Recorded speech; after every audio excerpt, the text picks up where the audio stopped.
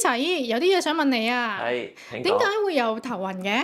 係啊，頭暈咧，佢個原因都好多嘅喎。咁臨床上咧最常見咧就係一啲咧頭殼裏邊引起或者係耳仔引起嘅。咁頭殼譬如話血壓高啊、血壓低啊，或者係個耳仔有啲耳水不平衡啊，或者有啲感冒啊，引起一啲前庭神經發炎啊、內耳發炎啊。呢啲耳仔又好，個腦血管又好，或者隻眼配個眼鏡度數唔啱咧，都可以引起頭暈嘅喎。咁所以頭暈咧比較多原因，咁多數咧都係一啲氣，即係中醫就講氣血不足或者氣血唔穩定嘅時候咧就會頭暈㗎啦。聽講咧，高血壓同低血壓咧都會頭暈喎，點分㗎？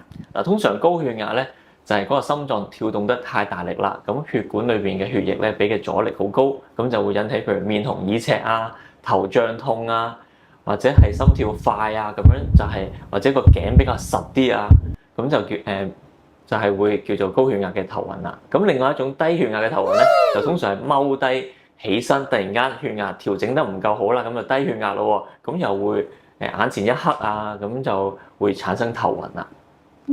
咁平時咧有啲點樣去避免啊？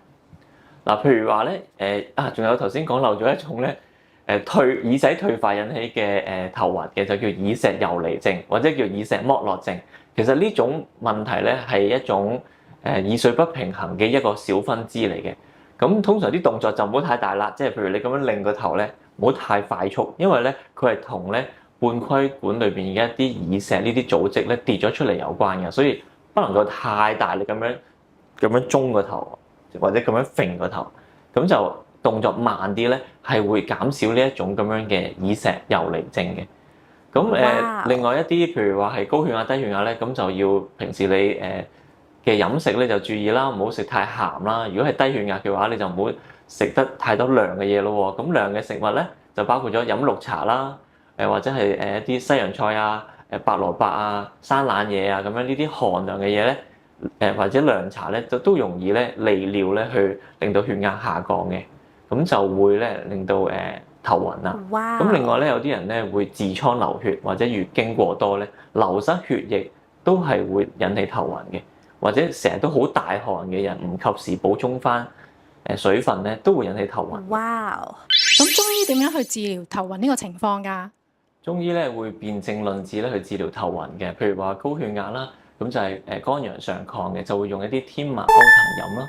咁如果係濕氣重嘅喎，咁譬如話係耳水不平衡嗰種咧，就係用半夏白術天麻湯。